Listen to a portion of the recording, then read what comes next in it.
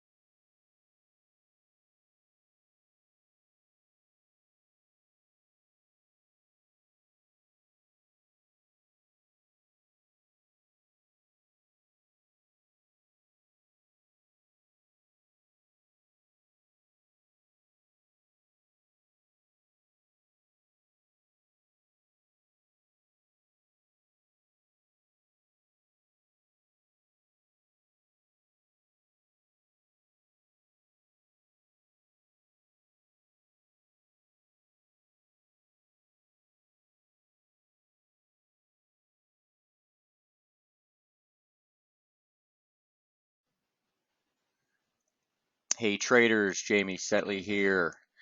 It is May 6, 2015. This is your midweek strategy webinar. So I want to get started just with a view of the US dollar, right? It's just like we did last week, kind of go over the long term and, get down into the shorter term stuff. We talked about the last Wednesday, the big reversal that we're seeing outside month reversal, I should say, in the US dollar, and it qualifies actually as a J spike as well on the monthly basis. So again, what does that mean? It means that we have a key reversal with a range condition, and the range is large enough to qualify as being significant. And this is a monthly chart showing this J spikes that we've had in in the last decade or a little over a decade. And you can see that, we've had some false signals, obviously, but most of them have been pretty good. Okay, 1, 2, 3, 4 out of the previous 6 have actually been pretty solid, macro reversal indications. So I don't take this lightly. This is significant, and I think the big trade, in the coming months, probably going to be on the dollar short side, but in the coming weeks, you could certainly see some sideways chop. And again, here's the weekly chart. And last Wednesday, I showed this at the time, that we'd indeed come into a sliding parallel right here, okay, from this long-term slope that could provide support, and it did, right? It provided some pretty good support, actually. So, we had a bounce back up to this median line. We'll get to the daily here in a second. The major support for this is going to be down near this long-term median line, into June perhaps, or a little after, but that, we'll deal with that when it comes. Just know that right now we've got the monthly reversal, and then of course the weekly chart showing us at support. That's why it's tough to be, for me at least, to take a bullish, a bearish stance on the US dollar at this juncture, right? There's plenty of opportunities to trade both ways. There's some pairs, some currencies look really good on the short side against the dollar. I'll get to that. But here's the daily now. I did a video on Daily FX yesterday showing, this chart, but we were here yesterday at the median line. Basically, there were two options at that point, right? Kind of trading at the median line, it's really, you're kind of in the middle of nowhere. You don't have much edge, is a good way to put it. So the best thing to do is kind of just sit tight and wait for the market to decide what it's going to do. Today's move lower, it does cast a vote on the downside for the dollar in general. But again, we've got the weekly chart that we're still a support on that weekly chart, right? So, we're kind of stuck between a rock and a hard place. If we look at the short-term picture, this is the hourly picture now, right?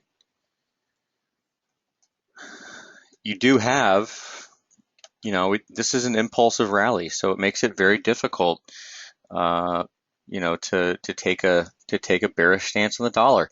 If anything, we could be in a period of a range. This could be something like A, B, working higher in wave C right now. I'll count this for you here. We got 1, 2, right? Then 1, 2, 3, 4, 5, then 4, then 5. I'll draw that. And I don't do this a lot because I hate, like, when the worst thing in the world is when people force, some sort of wave count just on a chart. Because usually they're doing it because they want the market to do something that that they think it should do. But when it's clear and it sticks out like a sore thumb, then hey, might as well, right? So I'll present this.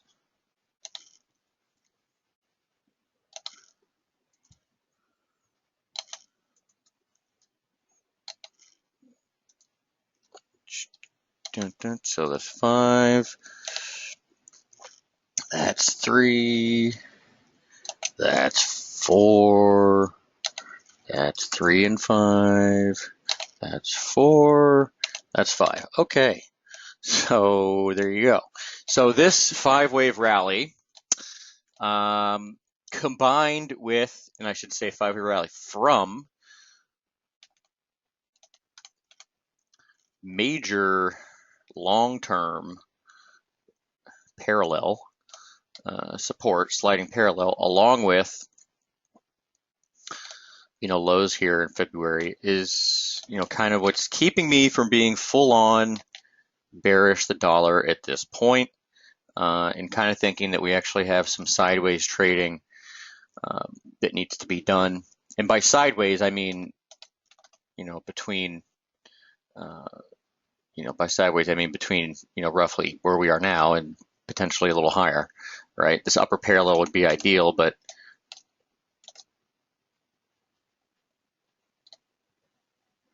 would also look at this sliding parallel here. Okay, let's see if I can get that on there.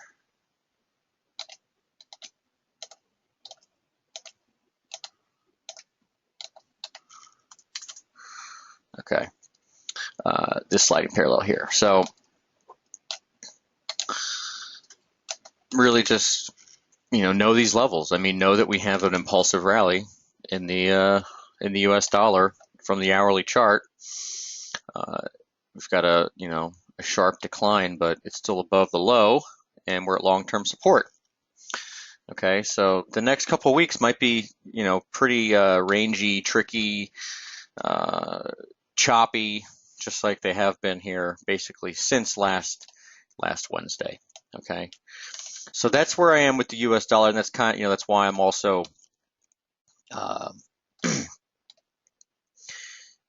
advocating things like dollar CAD longs as support, right?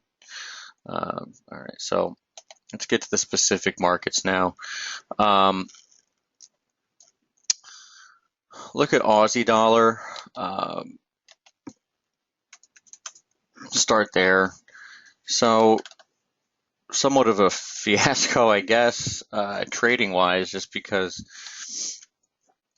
we were right to be, put it this way, we were right to be bullish Aussie dollar into this support, right? Even though it did creep slightly lower. So we were right to be bullish, but for official scorekeeping purposes, if you will, I count this as a loss because one, there was a typo on the stop, which was 77.95. Should have been 77.85. Then I was told that there was actually a print, or that the market did print below 77.85 on the FXCM platform. It's the UK platform. So here's the deal: there's different platforms, right? So if you're trading in the US and you have those really tight spreads, you would have seen a print. The low here would have been 77.85.5, and if you're trading outside the US, the low is actually 70. It has wider spreads. This low is actually 77.84.6. So depending on where you are, even if you kept the 77.85 stop, you could have been stopped out. In any case, the analysis was on the right track as far as turning bullish down here. I think Aussie actually offers a pretty good representation of the U.S. dollar at large, that I just presented. If we go to the short-term picture, the hourly chart here, we have the clean, this is as clean as it gets on an impulse, okay, on 5-wave decline. I mean, 1, 2, 3, 4, 5, okay, working higher. You do have the silly news spike here, and markets rocketed several hundred points since that low. Today's rejection, if you will, a couple pips above daily reversal resistance. Again, that's 80.09. And if you don't know what that is, just check out the resources page at the website, and you'll see what that means. But 80.09. Okay, decent resistance. The market's turned down sharply, so turned down in a manner that I think we should expect. We should expect this thing to continue lower as per the wave count. What this means is that we would print below here, below 77, 95, 85, whatever. Different platforms have different lows. And we'd be then looking for some sort of a low down here, just as the dollar is testing resistance. So at a pretty good spot to turn bearish Aussie dollar, in my opinion, right? And if we go real short term, say a 5-minute chart, you can see how this is this is pretty sharp decline, right? So we'll be looking for any sort of 3-wave move up, over the next 24 hours. To put on a short position. If I had to give you some sort of a level right now, then what I would be looking at would probably be about, at this point, be looking at basically 80 flat. If the market trades down 79.20 before it gets there, then you could be looking at 79.75 potentially to 79.85 as resistance. But point to drive home here is that, Aussie, very good representation of the U.S. dollar, that index at large, the 4 currencies. And it should be, because Aussie's been exceptionally volatile the last couple weeks. And so it's really, it's been the mover of that index. Okay. So that's what we're looking at here with the Aussie. Let's move on to, I do want to look at the euro in depth here, because I think we're at a pretty important place. Okay. In Kiwi as well, obviously. Favorite idea at this point is still a short side on Kiwi. So euro dollar.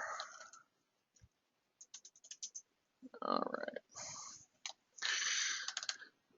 So it is intra-week right now, but the market is above this sliding parallel, if you will, which is 112.60. So, today we opened yesterday, or opened today below it. And we're above it right now. So if the market gets back below, that's pretty important. Now, if I show you the when I talk like the extended moves, right? You notice if you look at the scans over the last several days, the euro is extended on the upside, right? It's been a while since it's been extended on the upside, as I'm going to show you right here. So the magenta bars show you when it's extended on the upside. You can see it's extended now. These are the last, going back a couple years, 2 years.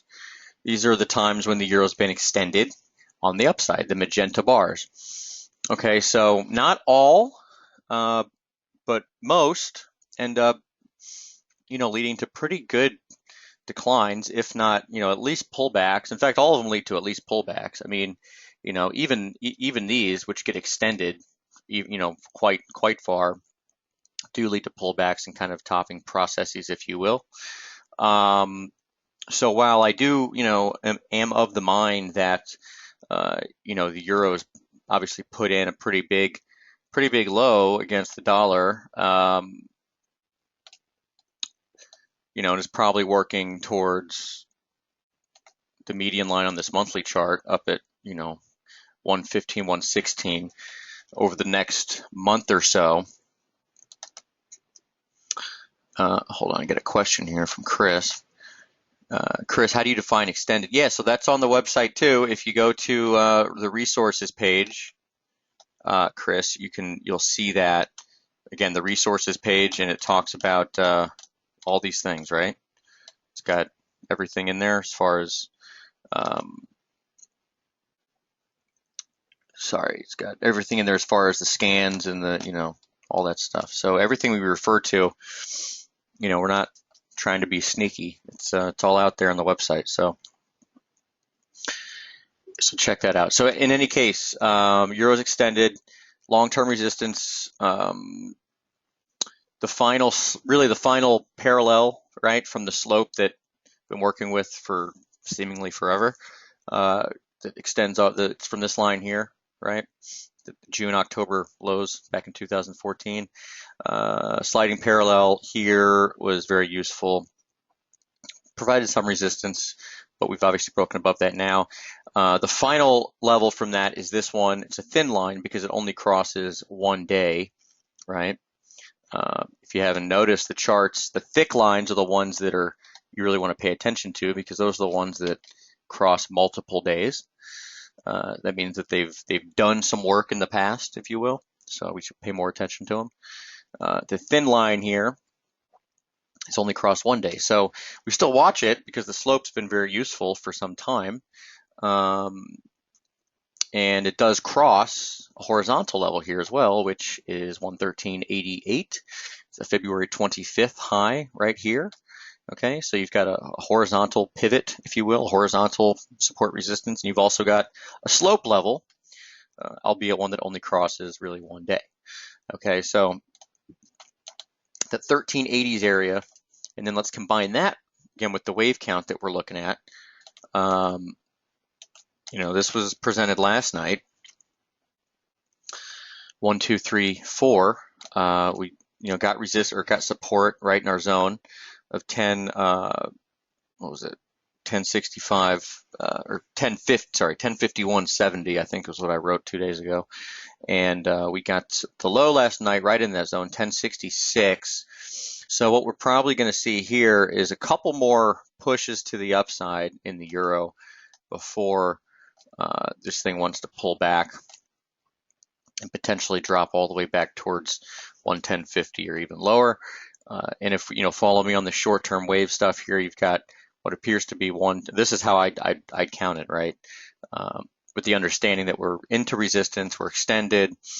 RSI, by the way, I do believe is actually sneaking up into that 70 figure. It is.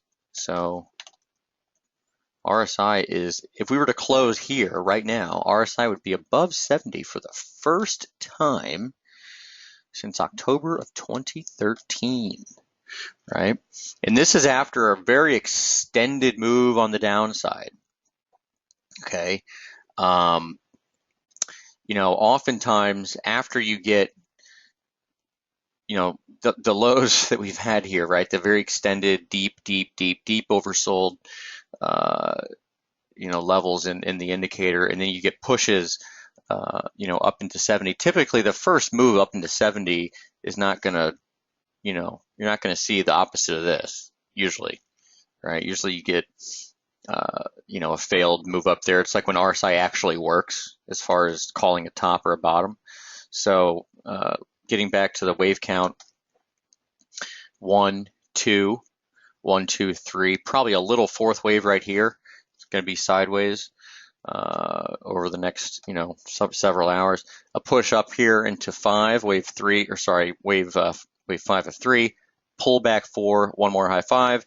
So bottom line, we've got basically, a couple more consolidation / sideways movements and a couple more pushes higher before we, can look to, to turn bearish for, look for opportunities to be short and, get a very high reward to risk opportunity. Let's say this thing tries to top up near the 1390 level, like I was just talking about. 1390 looks big, right? So let's say it tries to top 1390. Let's say that it does pull off a little bit and we're able to get short at 1350 with a 14 stop, right? 50 pips of risk. We'd be looking down to at least 110.70 and probably slightly lower.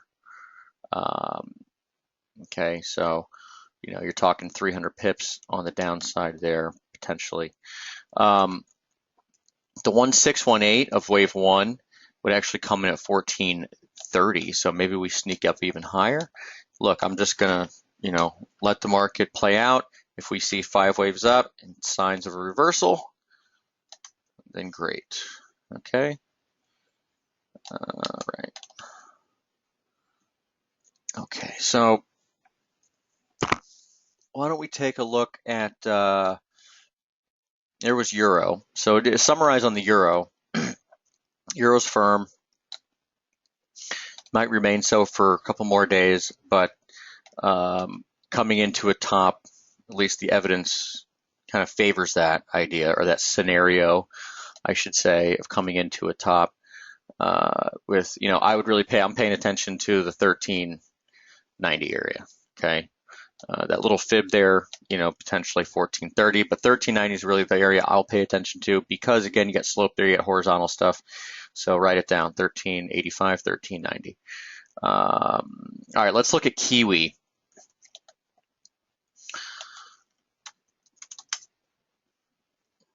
Love the short side on Kiwi. Again, if the high here yesterday was the high of like a second wave high, then we might be heading all the way towards, well, at least 73.60, but potentially, even lower while we stay below 75.80. So, I'm more than likely to put in an order to short tonight, or in tonight's report, to short 75, 35 or so. 75.25 to 40 is still resistance to pay attention to. 75.35 with a stop at 75.80, targeting, at least half at 73.60. Maybe let the rest go and see what you can get. So Kiwi is actually one that I still like on the short side against the dollar. If again 75.80, if we go above there, then you've got resistance on tomorrow. You've got the confluence up here, or not just tomorrow, but really the rest of the week, up at say 76.15, 76.25. So, if this is a real false move, if you will, the move to new lows here, and we have come into the 50%, then the ideal level to get on the short side is going to be up here at 76.25. And again, maybe it happens on NFPs, I don't know. So love it. Love the short side. Again, we've got the wedge pattern. I've talked about this thing for some time. We failed right at long-term resistance. The wedge pattern yields an objective of 66.07. You just take the price distance between 71.75 and 77.43, subtract it from 71.75, you get 70 or 66.07. So that looks, still very high reward to risk on the long-term picture. As far as getting in with appropriate risk, 75.35 with the 75.80 stop. If that stops out, then 76.25 with a stop, up above the gap up here probably. So that's how I'll be looking at Kiwi over the next couple days.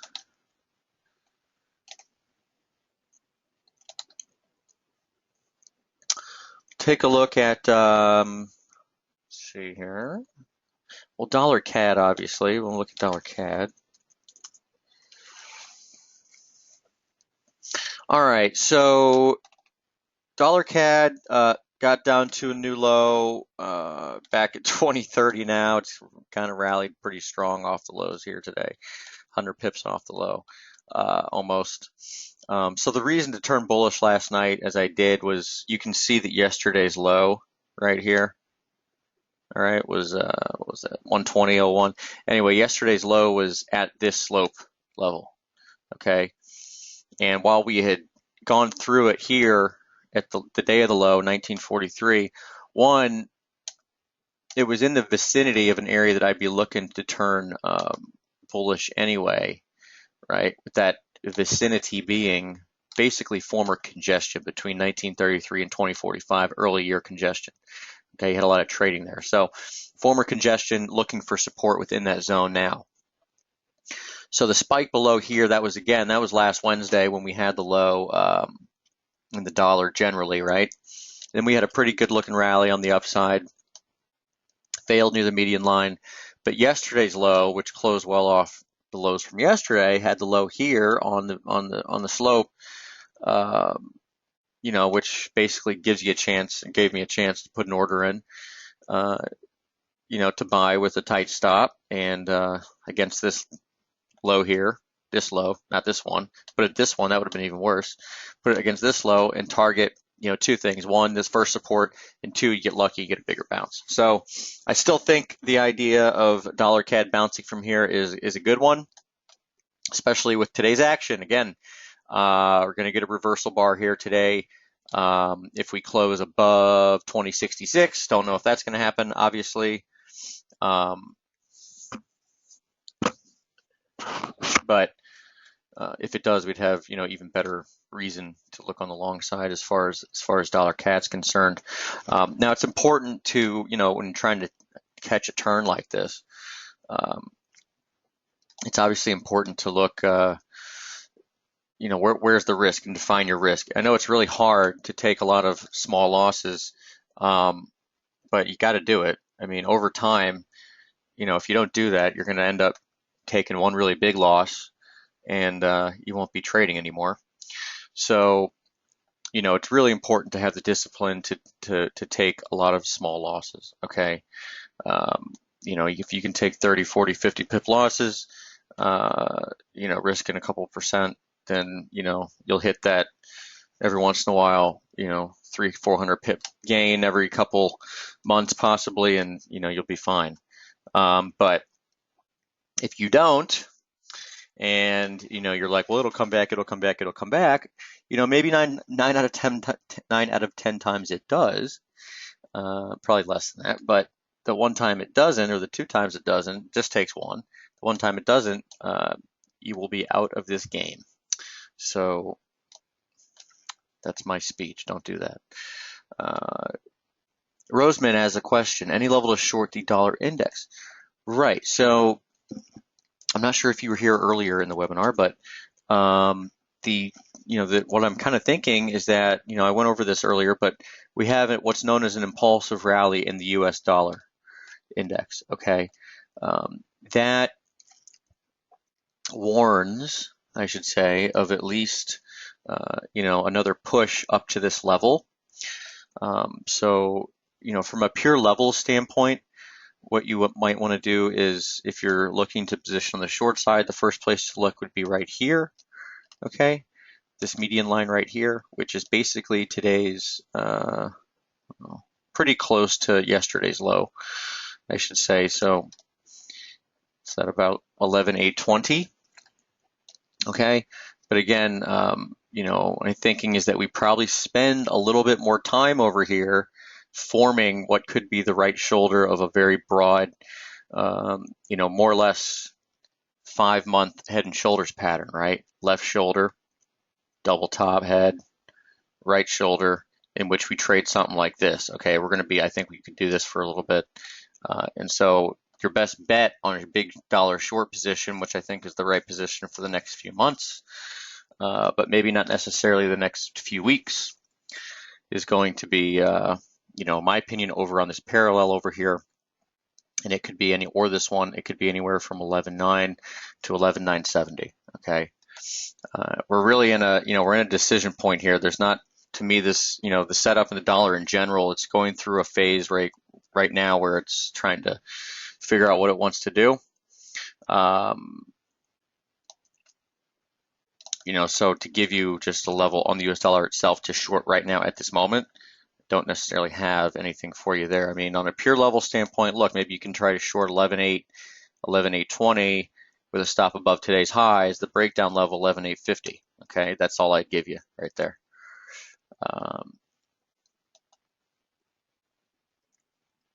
So where were we? Dollar CAD. Okay, so dollar CAD would still be looking at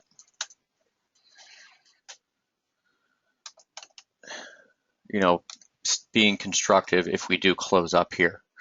Okay, and it's 1:30 right now on the East Coast. Call it market, finish up at 5. So we'll see. We got a couple more hours to see how that works out. I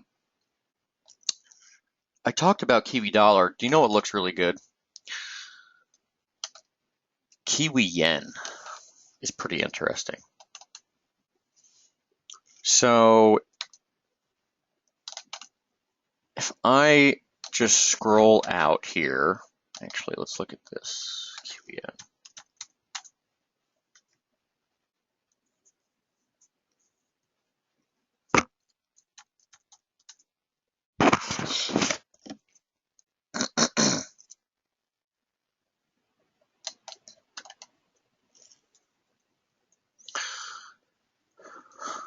Okay, so if I scroll to the daily chart, look at a weekly chart. Actually, I don't want to look at that either. All right, so I want to show you a few things here. Kiwi yen. One, notice what RSIs looked like basically since February. We were really oversold down here. Since then, RSI every time this is definition of sideways.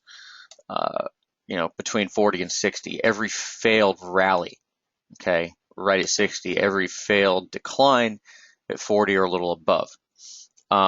If we scroll out and look at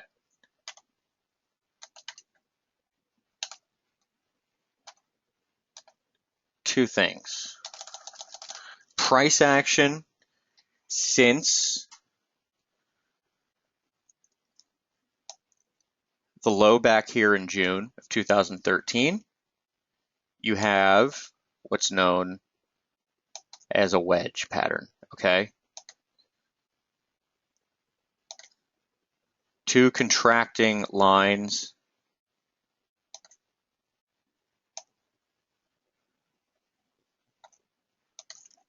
Okay, these can give way to some massive, massive tops. So you have a wedge pattern. The wedge target from this pattern when it breaks is actually the low down here at 74.40. Okay, this is, there's different kinds of wedges. Obviously, this is one that would be, you're saying that it's ending a larger move. What we also have is the possibility of a head and shoulders top. And this is just a possibility, but it's a very significant one because it could give way to an absolutely giant decline in Kiwi yen. You have the high over here in March of 2014. You've got this little tiny double top up here in December of this year. And you've got this choppy move higher here, which Elliott-wise is the chart that I showed you just prior, can be counted as an ABC decline or advance, wave A, wave B triangle being A, B, C, D, E, and then terminal thrust C up here into April 22nd high. And today is important because look what we're doing. We're closing, or not, we haven't closed yet, obviously, but we're below this median line, which is pretty good, as support prior, okay? So, like I said, I like the Kiwi dollar on the downside. Kiwi yen could be interesting as well. this is something you're going to want to watch moving forward. This is a much larger picture, bigger picture idea. This broad Kiwi yen topping possibility. Personally, I'll probably stick with Kiwi dollar at this point because the yen is just an absolute disaster. I have no idea what the yen's trying to do. It's probably in some sort of a corrective pattern. Well, it is in some sort of a corrective pattern. Usually when you ask yourself what the hell is going on, that's when you just assume that it's a B wave or something, or an X wave, because those are the ones that are just absolutely most confusing. So, if this is a large triangle or flat from the December high in dollar yen, something like A, B, C going down here, with this being A and this being everything since the March low being part of wave B. Okay, that might be what's going on here with dollar yen. So the implication is that we do end up trading lower, but we find some sort of support again on this median line down here. Put it in what, 16. Well, it depends when we get there. It'd probably be close to 17.25 on dollar yen. But yeah, it's been pretty disastrous chop here in dollar yen. Okay, so I wanted to talk about euro in depth. I talked about the extended nature of it, the resistance long-term 1380s, the RSI signatures, kind of getting up there into 70 after being so oversold. Aussie talked about that. Joseph, he's got a question on Aussie. I think it's going to 82. Well, yeah, I'm not sure again if you missed the early part of this, but we've got what we have here is a 5-wave drop in Aussie from the top. Okay, so while we did get, we turned bullish down here as we came into this confluence, and market kind of tooled around for a couple of days, but we were right to be bullish down here. The market's well off the lows, but up here with 5 waves down, not to mention we got failure up here at the daily reversal level, okay, of 80.09. I'd be very wary of turning bullish up here. Okay, one thing that the novices and tend to get really murdered on is as a market approaches a high, right? They look to go long into it. They kind of think that the market's going to break before it does. You don't want to buy if you're buying at the top of a range. You have absolutely the worst reward to risk you can possibly get. Okay, if you want to be bullish Aussie, you got to be bullish at new highs after it breaks out, right? Or you got to be bullish as it comes into support. Okay, so for me, with this sharp decline here, there's a couple levels that you might want to watch for support. One being this parallel here, okay, because this has been pretty well defined as far as this structure here. Let's go to the short-term chart. So that's this thing here. Hold on.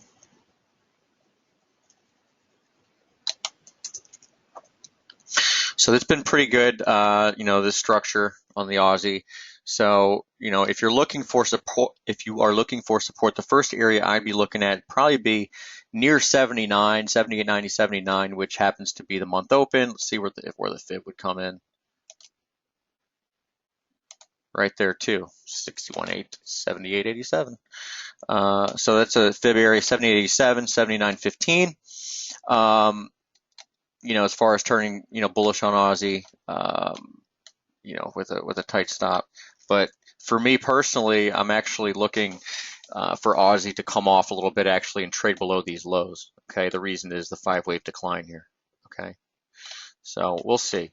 It might be worth taking a shot if the market trades in a certain manner down into this area. Okay, if it trades 78.90, 79.15 and does get a nice bounce and respects this, this lower parallel, then yeah, sure. Okay, screw the Elliott wave count, and we'll see if we can get a good entry and let it go on the upside. But at this point, as we're trading right here, the way that we've traded into it with a very sharp reversal, and again, 240-minute 4-hour bars. I love 4-hour bars. 4-hour bar, okay, with a failure right here. That keeps me wary of being on the long side. Now, I don't necessarily want to be on the short side right here. Okay, not just yet, because we don't have bearish slope to work with. So I'm looking at this market saying it's at resistance. I've got a 5-wave decline. It's coming off of, this upper parallel here, but within an uptrend. Okay, but I don't have, a place to short into necessarily, right? The place to short into wouldn't be until really up into 83s area, up into the 83s. Okay, so I mentioned earlier that Aussie is very indicative of the dollar at large, in that we've got 5-wave move towards dollar strength, and now we're testing or getting into very close to the dollar lows. So be very careful.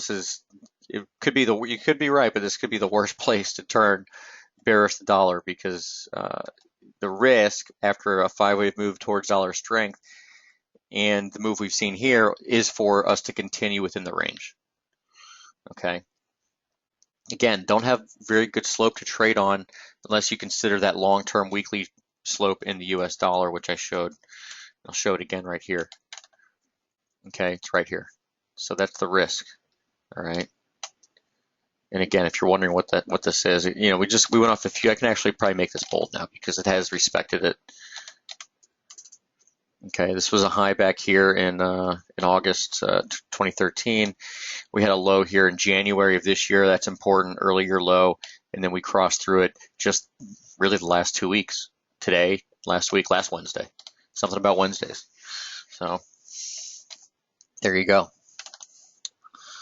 So there's the US dollar. So I covered pretty much, I think, what I want to. Oh, CAD. I did talk about dollar CAD a little bit, but what I wanted to show you guys was actually pound CAD. So this is interesting, I think. Pound CAD weekly chart.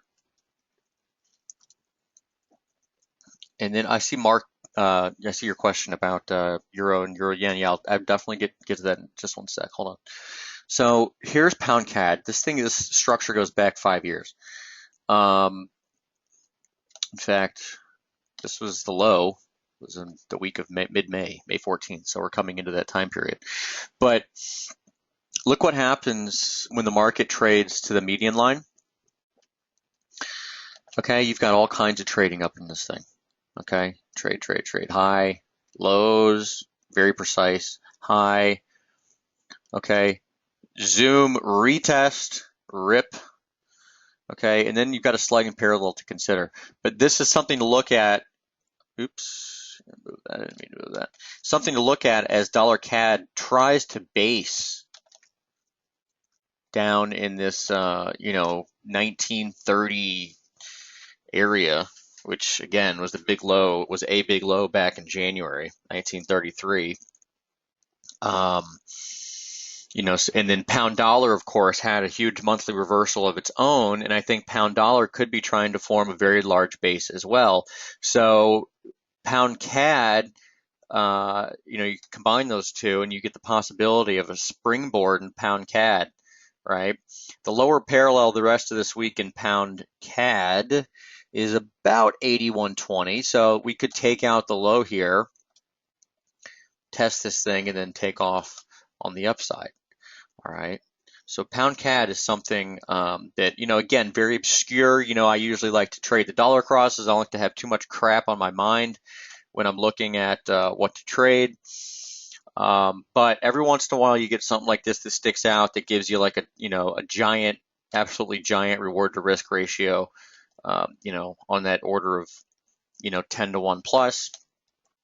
And something I will pay attention to over the next, few weeks really is pound CAD. I don't know if it's going to hold the median line or if it's going to try to go run all the way down here into into this lower parallel, right? I have no idea. It's not about knowing what's going to happen. Okay, it's not about being right. It's about making money. To make money, what you want to do is you want to get into a move, really kind of with the low risk, position yourself for a big move. Okay, so with pound CAD, something we could get here. Really pay attention to this as we come into mid May here in pound CAD. Interesting, that's turning up here today, obviously, of course. So whatever. All right. Mark had the euro dollar, euro yen. Yeah, so no doubt, man. Euro yen, absolutely. We'll be watching very closely. 35.67 we printed.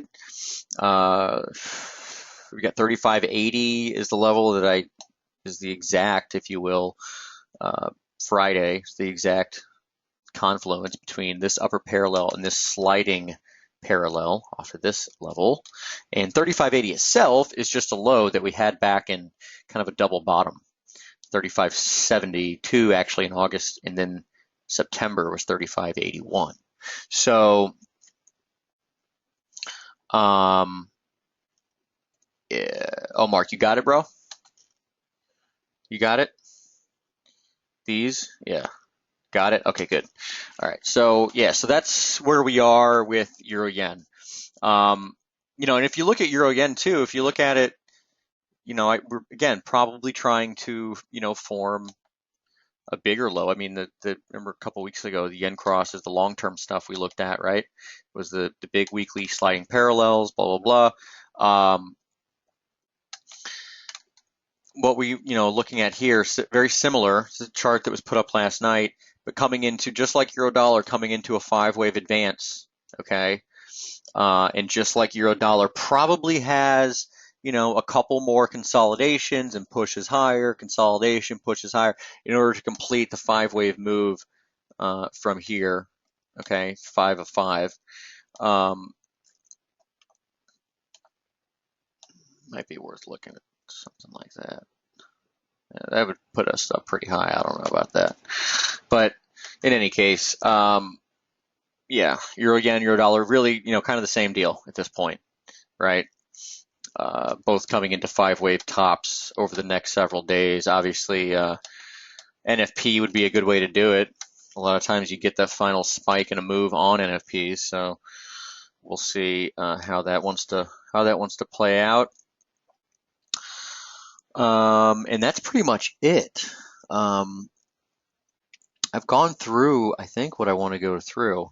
It's a tricky market right now, but these periods of consolidation and tight, rangy stuff, these are gonna create the next bigger moves. In the coming months. So, we're really waiting for gold. I think is one market that we need to wait on to figure out what the hell it wants to do. We got this really long-term support. Feels like it's trying to base at the bottom of the range, okay? But it's really every single time that it gets, a pop, it just gets absolutely, it just gets rejected. So there we go. And here, S&P is getting nasty. So we're getting actually close to, not that close. 20, watch this level. This is a big level. Okay. 2056, it looks like that sliding parallel. Today it's 2056. Tomorrow it's 2057 3/4. Still not especially. Look at this. This is since February. We've been sideways, sideways, sideways. If that was the triangle breakout, a 1-day breakout and thrust and failure, that is the most diabolical failure on a breakout that I've seen in some time. It's like the dollar yen one that we had when we went up to 122.10, which was that in February as well. Anyway,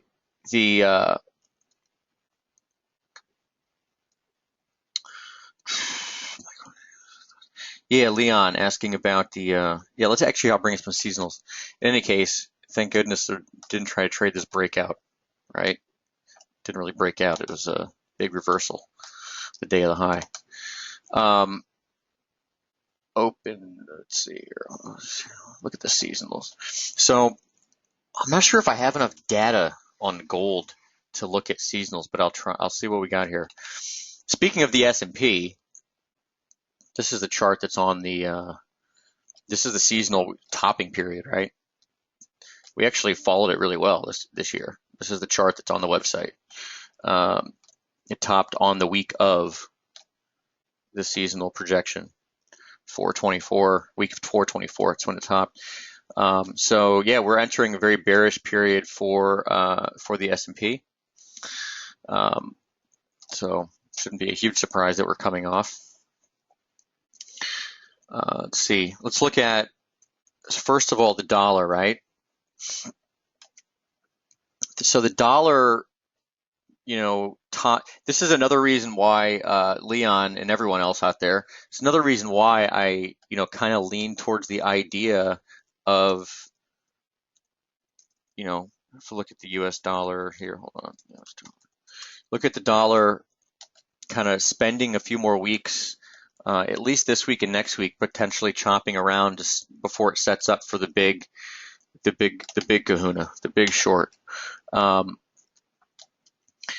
dollar hasn't necessarily been following seasonals all that well recently, but if you totally give up on these things, then that's right when it starts to follow it, and then you kind of kick yourself for not doing it. But you can see that we had a seasonal low point 2 weeks ago. Obviously, didn't really work out because the dollar's declined here recently. But there is a seasonal turning point on the downside, so into a top after next week. So that's why it'd be perfect, if you will, ideal for the market for the dollar to kind of, stabilize here, consolidate within this range between the February low and the February high, or maybe slightly above. And this is the ICE dollar index, because I don't have enough data on the FXCM Dow Jones US dollar index to put seasonal studies on it. But that's why it'd be ideal for us to consolidate for maybe 1 to 2 more weeks, okay, or a week and a half at this point before really looking for that short side. And that could correlate too with a sharp pullback, obviously in the euro from a 5-wave advance. And then you get everyone calling for resumption of the decline, and then the euro all of a sudden rips face with a bigger rally than most expect. So that's kind of where we are with the US dollar seasonals. Let me see if we got gold again. I don't know if I have. So I only have 5 and 10-year seasonals for gold. This is the ETF. I just don't have enough data. So the big gold low comes in July. It appears. Minor low here didn't really happen. So the big low for gold comes in July.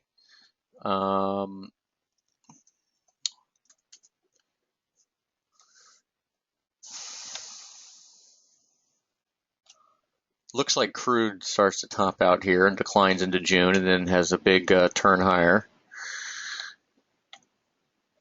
In fact, crude's actually been the better market to watch, Leon, than as far as the anti-dollar trade's concerned. Gold and silver haven't been all that great. So here's crude, and this is another telling point, if you will, that we might actually see the dollar, stabilize over the next week and a half, is that look what's happening with crude today. Okay, look what's happening with crude today. You have the upper parallel from this structure,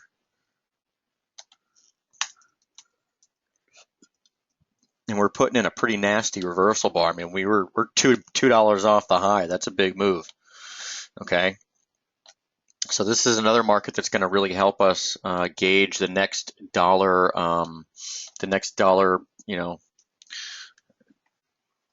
dollar drop. Okay, so as crude comes into resistance, shouldn't be much of a surprise that we're seeing a rebound here in the buck. And I actually want to see this where this slide comes off. Angelo asking about dollar now. I will cover that. Just give me one moment here. And then I got to head out because I do not want to.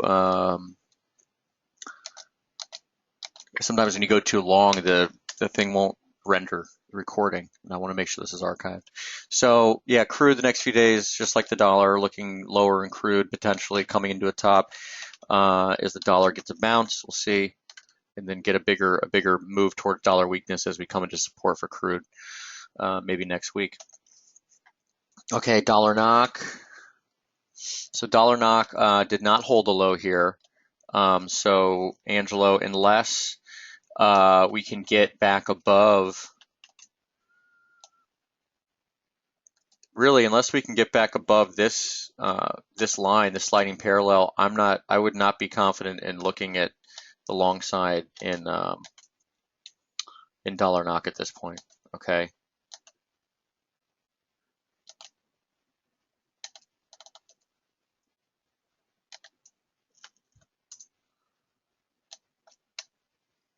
In fact, where's the yearly? Are we a new low for the year? We are.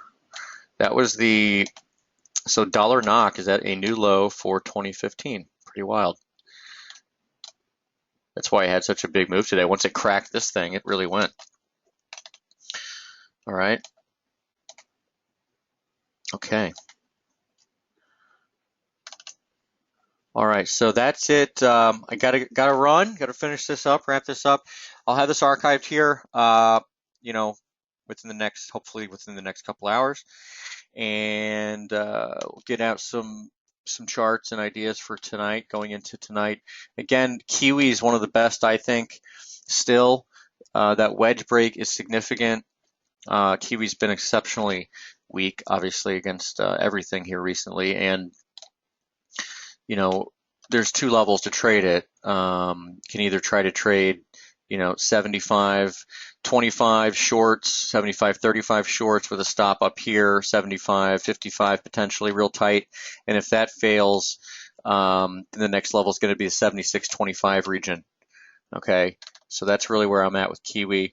Other than that, Euro Yen probably coming into tops over the next few days as they finish their fifth waves. Other than that, focus on that pound CAD chart, that weekly pound CAD chart. That's actually super interesting. Really, kind of keep an eye out on that median line.